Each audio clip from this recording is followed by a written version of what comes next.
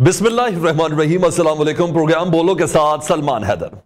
नाज़रीन, supreme court practice and procedure act को ना फुल कोर्ट से ग्रीन सिग्नल मिला और उसके बाद वफाकी हुकूमत नैब तरामीम बहाल कराने सुप्रीम कोर्ट जा पहुंची। ये ध्यान में रखिएगा, निगरान हुकूमत। साबिक चीफ जस्टिस उमर अता बंदयाल ने अपनी मुलाजमत के आखिरी दिनों में ना इमरान खान साहब की दरख्वास्त पर पार्लियामेंट की जानिब से नैब कवानीन में तरामीम कलअदम करार दी थी और शरीफ बरादरान समेत तमाम सियासतदानों के केसेस बहाल करने का हुक्म जारी किया था, जिसमें पीपल्स पार्टी के भी कई रहनुमा शामिल हैं। और अपील का हक मिलने के बाद अब निगरान हुकूमत सुप्रीम कोर्ट से अपील कर रही है कि नैब तरामीम बहाल करें और एक बार फिर पार्लियामान को बालादस्त मानते हुए साबिक चीफ जस्टिस उमर अता बंदयाल साहब की सरवाई में किया गया 3 रुकनी बेंच का फैसला कलअदम करार दिया जाए। मौजूदा चीफ जस्टिस के लिए कोई शक नहीं, एक बड़ा इम्तिहान है, क्योंकि यह बाकायदा फैसला सुनाया जा चुका है। Supreme court practice and procedure जो बिल था उसका फैसला सुनाया नहीं गया था, वो पेंडिंग था, जिसका फैसला उन्होंने फुल कोर्ट की शक्ल में सुनाया। अब ये कड़ा इम्तिहान है, क्योंकि पार्लियामान के बनाए हुए कानून के साथ खड़े होते हैं या सुप्रीम कोर्ट के फैसले को कायम रखते हैं, क्योंकि उनके साबिक चीफ जस्टिस की तरफ से, और डेफिनेटली इसलिए फिर 5 रुकनी बेंच बनेगा। दूसरी तरफ तहरीके इंसाफ को, जी हाँ, बहुत तकलीफ है, यूं कहें कि शराजा अब इस बारी बुनियाद जो असास है वो हिलती हुई नजर आई। और फरूख हबीब जैसा कोई कट्टर इंसाफी रहनुमा, जो पहचान इमरान खान साहब की थी और इमरान खान जिनकी पहचान थी, अब इमरान खान साहब के खिलाफ खड़े हुए हैं। बाकी तो शायद कुछ इब्नुल वक्त हो या दीगर मामला हो, कुछ मजबूरियां हो जिन्होंने प्रेस कॉन्फ्रेंस की हो, लेकिन इन जैसा बंदा डेफिनेटली एक बड़ा लॉस है। इमरान खान साहब के खिलाफ गवाहियां दी जा रही हैं और सबकी नजरें अब टेलीविजन पे कि भाई अब अगला नंबर किसका है। अली मोहम्मद खान अपने सदर मुमलिकत आरिफ अलवी साहब को दरख्वास्त करते हैं कि अपना किरदार अदा करें और तहरीक इंसाफ को एस्टेब्लिशमेंट के साथ बिठाने के लिए अपना असर और रसूख इस्तेमाल करेंगे। दरख्वास्त चंद दिन पहले चेयरमैन पीटीआई खुद भी अपने वकील के जरिए कर चुके हैं, मगर एस्टेब्लिशमेंट की जानिब से ताहाल कोई मुस्बत जवाब नहीं आया। अली मोहम्मद खान के इस खत के बाद सवाल उठते कि सदर आरिफ अलवी क्या इस पोजीशन पर है कि वो ये काम करा सके, क्योंकि 9 मई हो चुका है और एस्टेब्लिशमेंट चेयरमैन तहरीक इंसाफ पर एतबार करने के लिए तैयार है या नहीं है। क्या इस वक्त सारी तवज्जो मईशत संभालने पे है, नवाज शरीफ साहब की वापसी पर मरकूज है, क्योंकि बहुत से ऐसे फैक्टर्स हैं जो इन्वॉल्व नजर आ रहे हैं। हमारे सियासतदान क्या सोच रहे हैं, ये बात करेंगे। मुस्लिम लीग नून, तहरीक इंसाफ और इस्तेहकाम पाकिस्तान पार्टी से रफीक रिजवाना साहब, नून लीग से महमूद मौलवी साहब, इस्तेहकाम पाकिस्तान पार्टी से शेर अफजल मरवत साहब, वकील भी हैं, चेयरमैन पाकिस्तान तहरीक इंसाफ के, और इनका ताल्लुक भी पाकिस्तान तहरीक इंसाफ से। तो एक के बाद एक सवाल सामने रखते हैं। तो सबसे पहले रफीक रिजवाना साहब आपसे, नवाज शरीफ साहब आ रहे हैं 21 को, सबसे पहले बताइए कोई टेक्निकल वजह है कि इस्लामाबाद हाई कोर्ट में ही उन्होंने हिफाजती जमानत लेनी है, लाहौर हाई कोर्ट में नहीं ले सकते, क्या वजह है? वो देखिए, जो प्रोटेक्टिव या हिफाजती जमानत होती है वो उसको हिफाजती जमानत इस तरह से होती है कि आप मसलन किसी के खिलाफ अगर सपोज कराची में मुकदमा दर्ज है और वो कराची जाके अपनी जमानत मूव करना चाहता है, तो उसको अगर लाहौर में रहता है तो he can move his application of bail in Lahore कि जी मुझे तहफ़्फ़ुज़ दिया जाए कुछ दिनों का, ताकि to enable me to approach the concern court in Karachi. ठीक है, मियाँ साहब इस्लामाबाद उतरे हैं और ये जमानत की दरख्वास्त उनकी जो है वो आनी है लाहौर हाई कोर्ट में। तो इस्लामाबाद उतरेंगे तो वहां से प्रोटेक्टिव बेल वो लेंगे, उनको अनेबल करने के लिए कि मुतलका कोर्ट से रजू करें। डेफिनेटली जब रजू आप करेंगे तो सरेंडर करेंगे, जो अदालत का फैसला होगा वो सरे तस्लीम कम होगा। अच्छा, आप समझते हैं कि उसी मेरिट को अडॉप्ट किया जाएगा जो इमरान खान साहब के लिए मेरिट को अडॉप्ट किया गया, कि कोई थोड़ी सूरत होगी, क्योंकि वक्त का भी तकाजा है और 21 तारीख को खिताब भी कर रहा उन्होंने? देखिए, ये मेरिट जो है ना, हर केस के वाकयात मुख्तलिफ होते हैं। इमरान खान साहब अंडर ट्रायल जो है ना चल रहे हैं, कन्विक्ट तो एक केस में हो गए, अब जो केस है उनका ट्रायल हो रहा है। उनका केस एक डिफरेंट नौइयत का भी है और उनके स्टेज भी डिफरेंट है। मियाँ साहब की अपील में सजा सस्पेंड हो गई थी, उसी अपील में मरीम नवाज साहिबा भी बरी हो गई है। तो इसकी नेचर और इसके फैक्ट्स और इस पर जो लॉ एप्लीकेबल है वो मुख्तलिफ है। तो उसको मेरिट उनका अपना होगा, इमरान खान साहब का, उन्हें भी इंसाफ मिलना चाहिए, और मियाँ नवाज शरीफ का अपना मेरिट होगा, उन्हें भी इंसाफ मिलना चाहिए। ठीक है, शेर अफजल साहब, 21 तारीख को मियाँ साहब आ रहे हैं और एक ही वक्त में उन्होंने इस्लामाबाद से भी जमानत ले लेनी है, फांसी और लाहौर से भी ले लेनी है। खुदा के लिए खान साहब के लिए कोई तगड़ा वकील ही कर लें आप। जी बहुत शुक्रिया। अभी तो तगड़ा वकील करने का टाइम जो है मियाँ साहब का है। खान साहब ने तो जो वकला कर रहे थे ऑलरेडी जो है उनकी केसेस जो है लड़ रहे हैं, और जो अभी उन्होंने बात की, ये बात दुरुस्त कही कि मियाँ साहब के केस के अपने अपने मेरिट है और खान साहब के केस के अपने मेरिट है। लेकिन जहां तक इस बात का फायदा उठाने की बात की जा रही है कि इसमें शरीक मुल्जिमान मरियम नवाज और सफदर अमान जो हैं वो चूंकि बरी हो चुके हैं, तो लिहाजा इसका फायदा मियां साहब को होगा। इससे मैं इत्तेफाक नहीं करता हूं, क्योंकि इस केस में मियां साहब का अपना किरदार है, अपना रोल है जो उनको तफवीज हुआ है। और मरियम नवाज पे तो फॉन्ट्स की एक फेक डीड तैयार करने का इल्जाम था, जिस पे उनको बरी किया गया है। अच्छा शेर अफजल साहब, आज आपकी इमरान खान साहब से मुलाकात भी हुई। आपने फिर कहा कि आज उनको एक पिंजरे में और एक जाली वाले कमरे के अंदर उनको पेश किया गया। खान साहब ने कुछ कहा भी, कोई मैसेज भी दिया आपको कि भाई मेरे फॉलोअर्स को, मेरे सपोर्टर्स को, वोटर्स को ये कह दें, कोई टास्क दिया आपको? खान साहब ने दो बातें की। एक तो खान साहब को खदशात हैं कि ये जो कन्फेशन जमा किए जा रहे हैं शरीक मुल्जिमान की 9 मई के वाकयात के हवाले से, और आज ये डिस्कशन हुई कि कोई लगभग 21-22 अफराद ने, जिनको लॉ की ज़बान में इक्रूअर या उर्दू में सुल्तानी गवाह कहा जाता है, ये वो लोग थे जिन पर इल्जाम था कि 9 मई के वाकयात में जो मिलिट्री इंस्टॉलेशन है उनको डैमेज किया है, और उन्होंने ये बयान दिए हैं कि ये खान साहब की इमा पे किया गया है। इसको कानून की ज़बान में 109 या अबेटमेंट कहा जाता है। तो उनको खदशात थे कि शायद जो है उनको अब मिलिट्री कोर्ट जो है शिफ्ट किया जाएगा, ताकि वो मिलिट्री कोर्ट में 9 मई की वाकयात की जो इल्जाम है उनको भुगत सके। अच्छा ठीक है रफीक रजवाना साहब, पहले पाकिस्तान तहरीक इंसाफ के चेयरमैन साहब ने भी बाकायदा अपने वकला के जरिए कहा था कि मसालत की कोशिश करें, सियासी जमातों और एस्टेब्लिशमेंट के साथ गुफ्तगू की कोशिश करें। आज अली मोहम्मद खान साहब ने भी खत लिख दिया है। इन हालात में ये मुमकिन है? देखे, बतौर एक सियासी वर्कर के मैं समझता हूँ इट इज टू लेट, मगर फिर भी अगर मफाहमत दो किस्म की है। एक है कानून ने अपना रास्ता लेना, जो जो उनके खिलाफ मुकदमात है उनके साथ इंसाफ होना चाहिए। अगर वो सजावार साबित होते हैं तो सजा होंगे, अगर गुनाहगार साबित नहीं होते तो बेगुनाह साबित होंगे और अदालत उन्हें बरी कर देगी। मवाद है, सारा कुछ है। और कन्फेशन जो हो रहा है या करने वाले जाने, करवाने वाले सुन ले, करवाने वाले जाने, ठीक है ना जी। मफाहमत तो किसी वक्त भी मफाहमत की बात नहीं है, बातचीत। आप ये देखें कि खान साहब ने जितना अरसा वजीर आजम रहे, पार्लियामेंट में उन्होंने पहली तकरीर में भी कहा कि मैं चोरों से हाथ नहीं मिलाऊंगा, और उसी बात पे खड़े रहे। और बड़े मुस्तकिल इरादे से, बड़ा मुस्तकिल इरादा होता है उनका, बड़े मजबूत आदमी है कि उन्होंने कहा हाथ नहीं मिलाना तो हाथ नहीं मिलाना, दिल तो मिलने की बड़ी नामुमकिन सी बात है। हमने तो पहले भी कहा था, मियां शहबाज शरीफ साहब ने असेंबली में तकरीर की थी कि आइए मिसा के मईशत कर लेते हैं, मिल बैठते हैं। तो अब सियासी जमातों के लिए मिल बैठना कोई मुश्किल काम नहीं है, मगर इसके दो पहलू है। जो कुछ खान साहब ने किया, 9 मई का जो वाकया हुआ वो जाने, और मगर इसमें मुल्क में जो हिजान पैदा हुआ, मुल्क में जो लोगों को परेशानी हुई और मिलिट्री इंस्टॉलेशन का इशू आया, जो जो हुआ, स्टेट के खिलाफ जो कुछ किया, वो खान साहब का अपना किया धरा है। तो वो उसका अंजाम जो भी होगा वो बेहतर समझते हैं। उनके अपने वकला उनको डिफेंड कर रहे हैं, तो अल्लाह करे उनको भी इंसाफ मिले। तो इन हालात में अब ये बात मफाहमत की करनी, मैं समझता हूँ कि इट इज टू लेट। अब मफाहमत किससे? मफाहमत सियासी पार्टियों से, या मफाहमत जिनके जरिए आए थे, जिनको फिर वो कहते रहे कि मेरी इमदाद करे, कभी उनको कुछ कहते रहे, मैं दोहराता नहीं, बुरी बात है, अच्छी बातें नहीं है। तो मफाहमत किससे चाहते हैं ये बताएं आप? मफाहमत PMLN से चाहते हैं? बिल्कुल नहीं चाहते। मफाहमत तो पीपल्स पार्टी से चाहते हैं? नहीं चाहते। JUI से चाहते हैं? नहीं चाहते। MQM से चाहते हैं? नहीं चाहते। सियासी वर्कर बताएं क्या, बीइंग अ सियासी वर्कर बताएं क्या एस्टेब्लिशमेंट की ईमा के बगैर, उनकी सपोर्ट के बगैर क्या सियासतदान आपस में बैठ सकते हैं? अगर ऐसा है तो क्या मुस्लिम लीग नून को बैठना नहीं चाहिए? क्योंकि कुछ भी हो आवाम का नुकसान हो रहा है।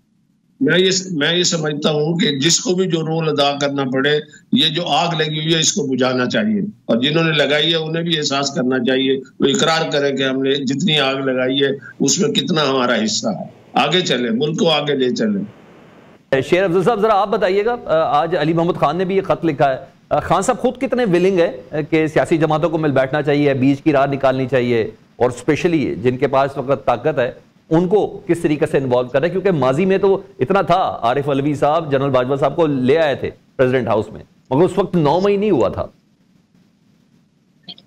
जहां तक मुफाहमत की बात आप कर रहे हैं, तो खान साहब को किसी भी इदारे ने या किसी ग्रुप ने या किसी फरीक ने मुफाहमत के लिए रजू नहीं किया है। और ये जो डील की बातें हो रही है काफी टाइम से, स्पेसिफिकली खान ने इसकी तरदीद की है कि मुझे किसी ने न डील ऑफर की है न मुफाहमत की। और मुफाहमत के हवाले से खान साहब जो हैं वो समझ रहे हैं कि जो एस्टेब्लिशमेंट और उनके बीच ऐसी गलतियां, गलतफहमियां पैदा की गई है कि बाद अवामिल का भी उनको जिम्मेदार ठहराया गया जिनका उन्होंने सिरे से इर्तिकाब भी नहीं किया है। अलबत्ता 9 मई की मामलात पे ना हम मुफाहमत चाहते हैं और ना हमें किसी से मुफाहमत की जरूरत है। ये 9 मई के वाक़यात को जवाज बनाकर पाकिस्तान तहरीक इंसाफ को मुल्क भर में काफी नुकसान पहुंचाया गया है। 9 मई के मुस्तफीद जो हैं या जो इनसे फायदा उठा रहे हैं वो पाकिस्तान तहरीक इंसाफ नहीं है। खान साहब जो हैं वो कहते हैं कि हमें न किसी से मुफाहमत और न किसी से अदावत की जरूरत है, हमें अपने कानूनी हकूक जो हमारे हैं उनके तहत हमें अपना हक दिफा जो है एक्सरसाइज करने का मौका दिया जाए।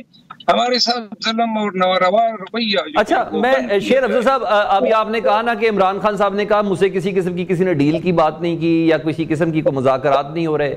इस वक्त अगर हम वसीउल ज़हनी से देखें तो अभी आप इस पोजीशन में है नहीं पाकिस्तान तहरीक इंसाफ के उससे कोई डील की ऑफर करे।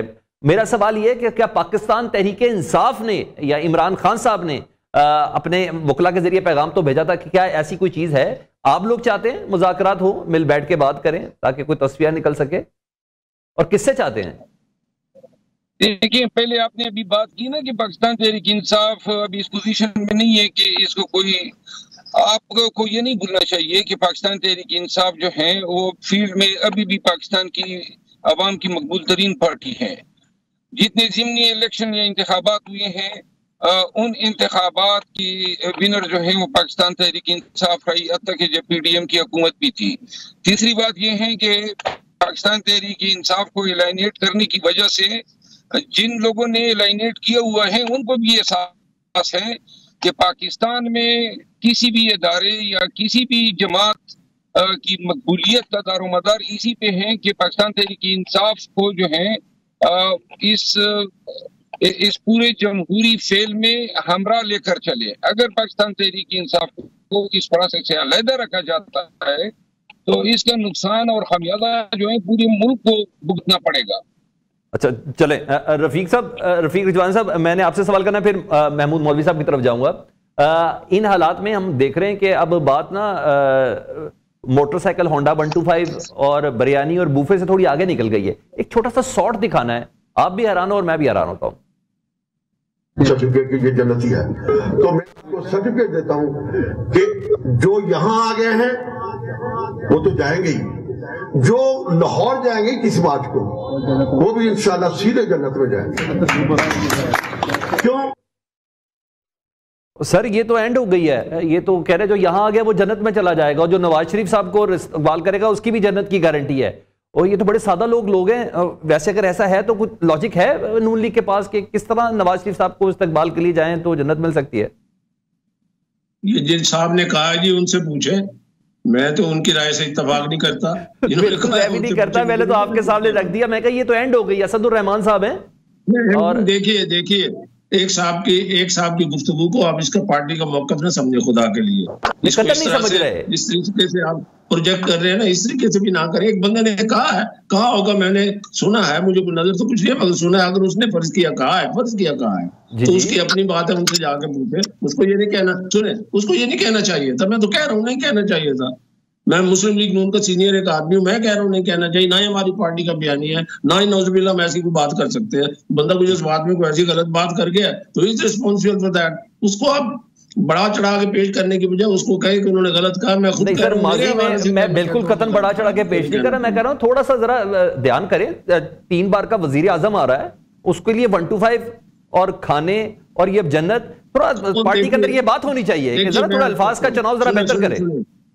सुन तो लीजिए 1 to 5 किसी का एक इंडिविजुअल एक्ट होगा। नंबर 1 मुझे नहीं पता, लाहौर के सदर है, पूरी तहरीक चला रहे हैं हमारे। मैं साउथ पंजाब से ताल्लुक है, हमारे साउथ पंजाब में बिलखसूस हर जगह पे काम हो रहा है। मोडम 125 कौन दे सकता है? नंबर 1। खाने की बात ये है कि जब भी कोई फंक्शन होता है, हमारे डेरे में फंक्शन होता है, हम अपने वोटरों को बुलाते हैं, अपने सपोर्टरों को बुलाते हैं, तो खाने का टाइम होता है तो खाना देना पड़ता है, रिवायात है। उसको आप क्या कहते हैं? सियासी रिश्वत है, वो तो खाना है।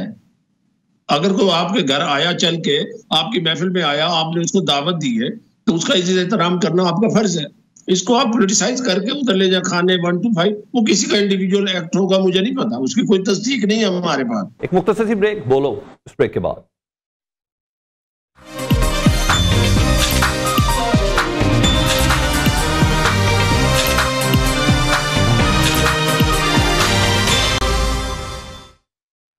Welcome back. महमूद मौलवी साहब, बड़ा तगड़ा नेटवर्क है आपका, थोड़ा हमें भी बता दें कि 5-5 महीने से कोई शख्स रूपोश हो, मिल ही नहीं रहा हो, लाहौर हाई कोर्ट में दरखास्तें हों, FIR दर्ज हो उनकी गुमशुदगी के हवाले से, इस्लामाबाद हाई कोर्ट में दरखास्तें हों, वालिदैन परेशान हो, अचानक आपकी पार्टी के अंदर से वो बंदा निकल आता है। कितना स्ट्रॉन्ग नेटवर्क है आपका? बिस्मिल्लाहिर्रहमानिर्रहीम। देखिए, ये हमारे पार्टी के अंदर से नहीं निकला है। इन्होंने, आपने कल इनकी प्रेस कॉन्फ्रेंस सबने मेरे ख्याल से सुनी, उन्होंने कहा कि जी मैं अपने दोस्तों से मशवरा करके और उसके बाद ये डिसीजन लिया कि मैंने PTI को खैरबाद किया। उसकी वजह कि मैंने कल भी कहा था, जो जो चीज़ें उन्होंने कही थी, इससे तो मेरे ख्याल से हर आदमी इत्तफाक करेगा जो उनके स्टेटमेंट से। ये अलग बात है कि उन्होंने डिसीजन कब लिया, डिसीजन बहुत बाद में लिया, मगर इससे तो मेरे ख्याल से इसको एंडोर्स करना पड़ेगा कि इनकी स्टेटमेंट जो ये दे रहे हैं वो तो पार्टी के लिए बिल्कुल सही दे रहे हैं। कौन सी चीज़ वो गलत कह रहे हैं? हाँ, अब आप लोग कहेंगे कि जी वो पार्टी में रह के वो स्टेट, देखिए जब वो पार्टी में होंगे तो वो उसके जो है अगेंस्ट स्टेटमेंट तो नहीं दे सकते, क्योंकि बदकिस्मती से डेमोक्रेसी तो किसी पार्टी में नहीं है। तो जब डेमोक्रेसी नहीं है तो उनको जो है वही करना पड़ता है जो कि इंस्ट्रक्शंस आते हैं। अच्छा महमूद मौलवी साहब, क्या हैसियत है फारूक हबीब की इस प्रेस कॉन्फ्रेंस की? क्या हैसियत है? एक बंदा 5 महीने से लापता हो, ऐसा लग रहा है उसकी आजादी के बदले ये प्रेस कॉन्फ्रेंस थी। पहले तो ये मुजाहिद इमरान खान कहलाते थे। मैं बिल्कुल कहूँगा, मेरे ख्याल से इसको कहते हैं ना, इसी को जो है हकीकी आज़ादी भी आप कह सकते हैं। हकीकी आज़ादी यही है कि उन्होंने अपने आप को पार्टी के प्रेशर से आज़ाद करके और अपने आप को सुकून में ले आए वो। अच्छा, किसने आज़ाद किया उनको पार्टी के प्रेशर से? और किस पार्टी का प्रेशर था? चेयरमैन तो जेल में है। क्या कहा भाई, देखिए पार्टी के और भी तो लोग हैं ना, तो मेरे ख्याल से जो उनके जहन के ऊपर बोझ था, उन्होंने खुद कहा कि मैंने कुछ रूहानी लोगों से भी मशवरा किया, उसके बाद जो है मैंने ये डिसीजन लिया है। अच्छा ठीक है, अब वैसे करना क्या है? हम देख रहे हैं मुस्लिम लीग नून को अगर पंजाब में, क्योंकि PTI तो भी खैर है नहीं, तो अगर सिर्फ सियासी मामलात की हद तक देखें, लेवल प्लेइंग फील्ड की हद तक देखें, तो वाहिद थ्रेट आपसे ही लग रहा है, क्योंकि जो भी हो रहा है शामिल आपके पास हो रहा है, और अदरवाइज आपकी पार्टी नजर भी कहीं नहीं आती। जब किसी को जमात में शामिल करना होता है तब एक अदद प्रेस कॉन्फ्रेंस होती है, लेकिन मुस्लिम लीग नून का तो हर खंबे के ऊपर पैनाफ्लेक्स लिखा हुआ है नवाज शरीफ साहब की तस्वीर के साथ कि मैं आ रहा हूं, फिक्र नहीं करना। एक बार फिर देखिए, एक चीज़ मैं आपको बता दूं कि अगर पैनाफ्लेक्स लगाने से या कोई जलसा करने से हम इलेक्शन के डिसीजन देने लगे तो वो बहुत अजीब सी बात है।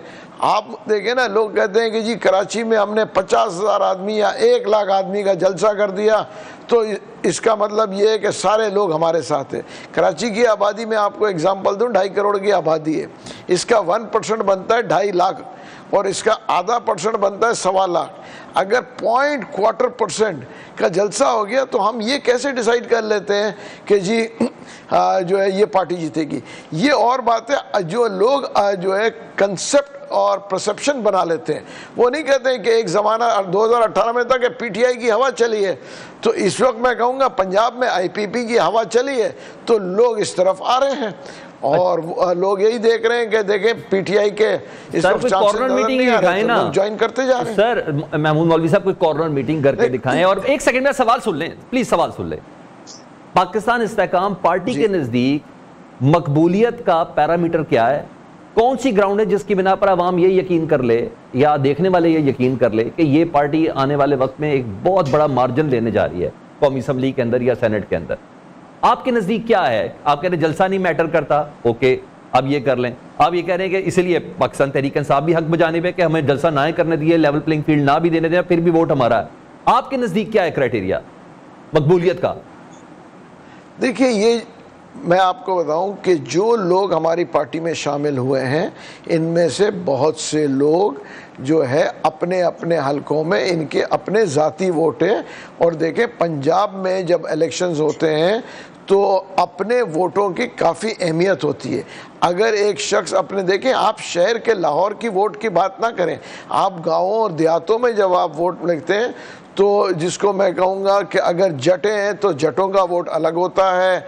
ये बहुत सारी चीज़ें हैं। अगर वो ज़मींदार है तो उनके बहुत सारे असूख है तो उनके वोट बैंक अलग है। तो ये बहुत सारी चीज़ें उसमें इन्वॉल्व होती है। हम शहरी पॉलिटिक्स को जो है गांव के और देहातों के पॉलिटिक्स से मेरे ख्याल से मिक्स कर रहे हैं। बिल्कुल जो आप शहर में कह रहे हैं, जो झंडे भी लगने चाहिए और जलसे भी होने चाहिए और बैनर भी लगने चाहिए, मगर वहाँ पे जो देहातों में होते हैं, आप इंटीरियर सिंध में भी यही होता है और पंजाब में तो बहुत ज़्यादा है कि अगर वो मलिक हैं तो वो मलिकों को वोट देंगे।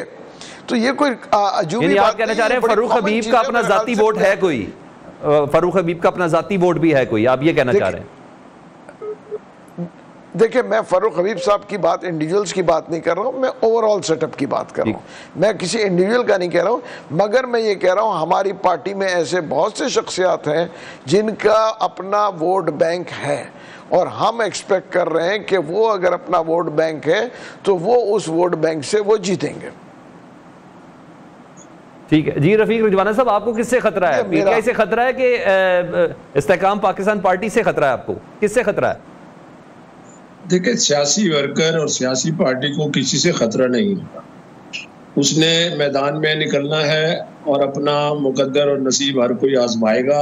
अल्हम्दुलिल्लाह पंजाब में जब से इलेक्शन हुए और पंजाब में जब से हमारी हुकूमतें बनी और मियाँ साहब नवाज शरीफ साहब वज़ीर आज़म बने हैं तो हम पूरे एतमाद हैं। खदशा किसी से नहीं है। हम किसी से क्यों डरे? हर किसी ने अपना अपना मुकाबला करना है, तो इसलिए हमें अल्हम्दुलिल्लाह कोई खदशा नहीं है। हमने अपना काम करना है ना, जैसे अपनी मजदूरी हर किसी ने करनी है, जो नसीब में होगा मुकद्दर में होगा मिलेगा। वी आर होपफुल कि हमारी स्ट्रेंथ है, हमारे साथ बंदे हैं, हमारा एक वोट बैंक है और मियाँ साहब तशरीफ ला रहे हैं, उससे पार्टी में एक नई रूप होगी है तो उससे हमें बड़ा बेनिफिट होगा पॉलिटिकली। बाकी इस्तेकाम में पाकिस्तान पार्टी है, पीटीआई है और जमातें हैं। ठीक, शेर अफजल मरवत साहब, आप बिल्कुल क्लियर हैं जीत के हवाले से? कॉन्फिडेंट है? जिस तरह मुस्लिम लीग नून बहुत कॉन्फिडेंट है कि चौथी बार भी नवाज शरीफ साहब वज़ीर आज़म बनने जा रहे हैं और उनको किसी से किसी किस्म का कोई थ्रेट नहीं है। आपको किसी से कोई थ्रेट नहीं है? जी, मैं पहले तो महमूद मौलवी साहब के जो बातें हैं उनमें वो बातें गुजारिश करूंगा। महमूद मौलवी साहब की जिस आज़ादी का जिक्र कर रहे हैं वो आज़ादी खुद इसको भी नाजिल हुई थी एक वक्त में और ये हकीकी आज़ादी उनको भी मिली थी और इससे पहले शायद ये हकीकी तौर पे आज़ाद नहीं थे जो हकीकी आज़ादी ये बता रहे हैं कि फरूख हबीब साहब को मिली है। नवाज शरीफ साहब को वज़ीर आज़म बनने के लिए कौम के हमदर्दियों की और कौम में उनकी पॉपुलरिटी की जरूरत है जिसका फुकदान है और ये तब पता चलेगा कि नवाज शरीफ साहब को हैं तो यहाँ पाकिस्तान आने के बाद कोई जलसा वगैरह करा सकेंगे या नहीं। और मेरा ख्याल नहीं है कि टीम में पाकिस्तान तहरीक इंसाफ का मुकाबला कोई भी कर पा रही है। बट कॉन्फिडेंट तो है, तभी तो 21 तारीख को आ रहे हैं ना। बहुत सी तसल्लियां, तशफ़ियां अदालतों के हवाले से, अपने वुकला की टीम के हवाले से, हर जगह तो शेर अफजल साहब उन्हें हैं। 21 तारीख में भी अभी काफी देर है और कई दफा इनके प्रोग्राम ये हो चुके हैं, लेकिन मेरा ख्याल है और इमरान खान साहब भी ये समझते हैं जिसका इन्होंने इजहार किया गुज़िश्ता मीटिंग में कि ये इलेक्शन कराने के लिए नहीं आ रहे हैं बल्कि केसेस से अपने आप को साफ करने के लिए आ रहे हैं। तो उसके बाद इलेक्शन में ताखीर के अंदेशे किया है। उसके बाद अल्टीमेटली इलेक्शन की तरफ ही जाएंगे ना। अगर वो भी कर रहे हैं तो जारी बात है प्रैक्टिस एंड प्रोसीजर एक्ट के बाद तमाम मुकदमा दोबारा खुल गए हैं, उनको कहीं ना कहीं तो सम अप करना ही करना है ना। अल्लाह इनको तौफीक दें कि इलेक्शन की तरफ आ जाए, हम खुशामदीद कहेंगे। ठीक है, एक मुख्तसर सी ब्रेक, बोलो इस ब्रेक के बाद।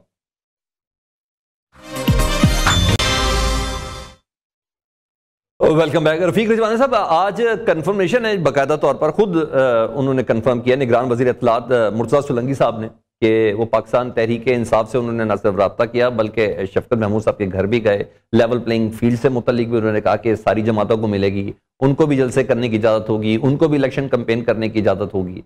तो इसको कैसा देखते हैं आप? ये अच्छा कदम है, इसमें कोई बुराई नहीं है। हम तो चाहते हैं कि सारों को लेवल प्लेइंग फील्ड मिले, सारे खुल के आए मैदान में। हर किसी का राइट है, किसी को सियासत से कैसे रोका जा सकता है। जिसने जो जुर्म किया उसकी वो सजा भुगतेगा अगर वो गुनाहगार साबित होता है तो। अच्छा, अगर ये निगरान हुकूमत का रास्त इक़दाम है तो फिर ये बताइएगा, नैब इस्लाहात जो जिसको मंसूख किया गया था सुप्रीम कोर्ट की तरफ से, उसके लिए निगरान हुकूमत का अपील की तरफ जाना, इसको कैसा देखते हैं? देखिए, फेडरल गवर्नमेंट है, फेडरल गवर्नमेंट उसमें पार्टी थी, उसमें उन्होंने अपील में जाना है तो उनका राइट है। निगरान हुकूमत या कोई हुकूमत, उसका फर्क नहीं है, वफाकी हुकूमत तो है ना। तो इसका एक केस का फैसला हो गया है तो उनका राइट है, राइट ऑफ अपील है। तो राइट ऑफ अपील कौन एक्सरसाइज करेगा? कैन वी वेट या कैन एनीबडी वेट के अगला इलेक्शन हो, नई वफाकी हुकूमत आए, उस वक्त अपील हो? ये टाइम बाउंड केस होते हैं अपील करने के, उसकी मखसूस मियाद होती है। विद इन दैट टाइम जो है पार्टी किसी जो उसमें फरीक होते हैं, अगर उस फैसले से वो मुतासर होते हैं, उस फैसले से इख्तलाफ करते हैं तो उनको राइट ऑफ अपील होता है, उस मियाद के अंदर करना होता है। ये केस नहीं है कि वो बैठे रहें कि जी नई हुकूमत आएगी वो अपील करेगी या नहीं करेगी। They are working as the federal government. निगरान हुकूमत है तो डे टू डे एक केस का फैसला, उसके फैसले को चैलेंज करते हैं। रोज हम देख रहे हैं वफाकी हुकूमत के केसेस होते हैं, वफाकी हुकूमत आके पेश होती है। अगर वो कहे जी हमारी तो निगरान हुकूमत है, मुकदमों की पैरवी नहीं करते। Attorney general of Pakistan for Pakistan जो है वो वफाकी हुकूमत का नुमाइंदा है, अदालत में पेश होता है। कल ही हम सुप्रीम कोर्ट में ये फ्यूल प्राइस एडजस्टमेंट ने केस करके हैं तो हुकूमत पाकिस्तान की तरफ से उन्होंने नुमाइंदगी की है। अब वो कहेंगे निगरान हुकूमत है, बिजली के बिलों का केस का फैसला होना है सुप्रीम कोर्ट में, चीफ जस्टिस फाइज़ साहब की अदालत में, तो निगरान हुकूमत तो आ नहीं सकती है। तो फिर आप आराम से जो फैसला करें कर ले, ये नहीं होता है। अच्छा महमूद मौलवी साहब, आप ये बताइए कितना आसान रहेगा यार, कितना बड़ा इम्तिहान है सुप्रीम कोर्ट के लिए और स्पेशली जस्टिस काजी फायद ईसा साहब के लिए after practice and procedure act, जिसमें पार्लियामान को कोई शक नहीं टॉप प्रायोरिटी दिया गया है, उनका एक्ट ऑफ पार्लियामेंट करार दिया गया है। कितना आसान होगा इस केस को दोबारा से, इसके खिलाफ जो अपील आई है उसको देखना? देखिए, मेरे ख्याल से इतना मुश्किल नहीं होगा क्योंकि अभी एक केस जो चला है उसमें आप देखें जो फैसला आया उसमें पार्लियामेंट की बालादस्ती हुई है और सुप्रीम कोर्ट ने ये जो जजमेंट जो दिया है ये बड़ा खुशाइन था और आवाम ने इसको बहुत जो है सराहा है कि ये वाकई में क्या जजमेंट दिया है। तो मेरे ख्याल से उसको मद्देनज़र रखते हुए इस वक्त भी जो जजमेंट आएगा वो पार्लियामेंट में की बालादस्ती इसमें भी होगी, ये मेरा नज़रिया है। अच्छा, और जिस वक्त ये दरख्वास्त दी और क्यों ना हो, पाकिस्तान तहरीक इंसाफ ने जिस वक्त ये दरख्वास्त दी थी इस एक्ट ऑफ पार्लियामेंट के खिलाफ, उस वक्त तो आप पाकिस्तान तहरीक इंसाफ में ही थे? नहीं, उस ये कब की अजी उस वक्त मैं तहरीक इंसाफ में ही था। तो उस वक्त आप एक्ट ऑफ पार्लियामेंट को दुरुस्त समझ रहे थे सर? देखिए, उसकी वजह मैं बता रहा हूँ, एक्ट ऑफ पार्लियामेंट को हमेशा हमें दुरुस्त समझना चाहिए। उसकी मेन वजह आप देखें वो ये है कि पार्लियामेंट जो भी फैसला करता है, ठीक है ना, वो आवाम के रिप्रेजेंटेटिव लोग हैं। देखिए, अगर आपने पार्लियामेंट के फैसले को ही नहीं मानना है, चाहे वो मैं बताऊं बहुत से फैसले मैं नहीं कहूँगा कि वो 100% सही होते हैं। और आज आप एग्जांपल आप देख लें ना, अभी जो ये इंटीरियम गवर्नमेंट को जो पावर्स दिए हैं वो पार्लियामेंट नहीं दिए ना, और उसके नताइज ये है कि आज जो वो डिसीशंस ले रहे हैं आवाम के फ़ायदे की बात हो रही है और आवाम को इससे बहुत फ़ायदा पहुँचा है। ये आप इसको भी तो आप एक्सेप्ट करेंगे ना। तो हमें वो चीज़ें देखनी चाहिए जो कि आवाम को फ़ायदा पहुँचे। कुछ चीज़ें जो अगर जो है हम ये कहेंगे कि नहीं जी आवाम को इसमें कोई इंटरेस्ट नहीं होना चाहिए, वाई नॉट? पार्लियामेंट जो फैसला करे वो बिल्कुल सही है, मेरा ये अपना नजरिया है। ठीक है, रफीक रजवाना साहब, आप इस पे क्या स्टेक लेते हैं? देखिए कि सबसे पहले तो ये बात देखी जाएगी अपील में कि मुतासरा फरीक जो है जिसने पिटीशन दायर की थी वो वाकई मुतासरा फरीक है, नंबर 1। नंबर 2, क्या उसमें कोई बुनियादी हकूक का सवाल है जिनकी वायलेशन हुई है? फैसला तो कर गए चीफ जस्टिस साहब और उनके जो 2 साथी थे बेंच में बैठ के, उनका जो भी फैसला था ठीक है, उनका अपना एक कानूनी फैसला था, उस पर अपील होगी। तो ये सारी चीजें देखी जाएंगी और साफ जाहिर है कि ये जो प्रैक्टिस एंड प्रोसीजर जो सुप्रीम कोर्ट के हवाले से अभी जजमेंट आई है वो एक प्रेसिडेंट बन गया है जिसमें उन्होंने पार्लियामेंट की बालादस्ती को तस्लीम किया है। और ये एक रविश चल पड़ी थी माजरत के साथ कि पार्लियामेंट के बनाए हुए कवानीन को, जैसे आपको याद होगा कि आर्टिकल 63A की तशरीह करते हुए उन्होंने जब अदम एतमाद कौमी असम्बली में हुआ, फिर सूबाई असम्बली पंजाब में जो इलेक्शन हुआ उसकी ऐसी तशरीह की कि आर्टिकल 95 जो आइन का आर्टिकल है जिसके तहत अदम एतमाद होता है, तो उसको ही लिटरली और प्रैक्टिकली उसको रिडेंडेंट करार दे दिया गया, क्योंकि आप अदम एतमाद तो करने जाएं मगर आप अगर अदम एतमाद अपने ही वजीर आजम या अपने वजीर आला पर करते हैं, कोई रीजन हो सकता है, तो उन्होंने कहा जी आपका वोट ही नहीं गिना जाएगा। जब वोट नहीं गिना जाएगा तो अदम एतमाद किस बात का? तो इसीलिए ये ऐसे फैसले हैं। अब जो है सुप्रीम कोर्ट ने अब देखना है कि जो नैब तरामीम है उस पर जो सुप्रीम कोर्ट के 3 रुकनी मज़ीद जो बेंच है उसका जो फैसला है उसमें क्या कानूनी नकाइस है। सबसे पहले तो ये क्वेश्चन रेज होगा वेदर द पर्सन और the party who had challenge those amendments under article 184(3) of the constitution of Pakistan, तो क्या उसके पैरामीटर में वो केस फॉल करता है? नंबर 1 ये आपको याद होगा दौरान समात ये जो जज साहबान ने इख्तलाफ किया वो उसमें सवाल उठाते थे कि आप मुतासरा फरीक कैसे, बुनियादी हकूक के कौन से सवाल हैं इसमें। तो मेरा ख्याल है ये सारी चीज़ें अब अपील में आएंगी, क्योंकि मसला अब जो अपील में आएगा तो अदालत ने फैसला करना है। हम और साहब कोई भी राय दे सकते हैं, तो उस राय में जो मौजूदा रिसेंट अभी जो फैसला हुआ है प्रैक्टिस एंड प्रोसीजर एक्ट वाला, उसका फैसला जो है हम उसको एक प्रेसिडेंट के तौर पे, उसको एक नज़ीर के तौर पे हम पेश सामने रख के तो ये राय दे सकते हैं कि पार्लियामेंट की बालादस्ती को खुले लफ्जों में तस्लीम किया गया है। बहुत शुक्रिया साबिक गवर्नर, हमसे बात कर रहे थे। प्रोग्राम से सलमान हैदर को इजाजत दीजिए। अल्लाह हाफिज।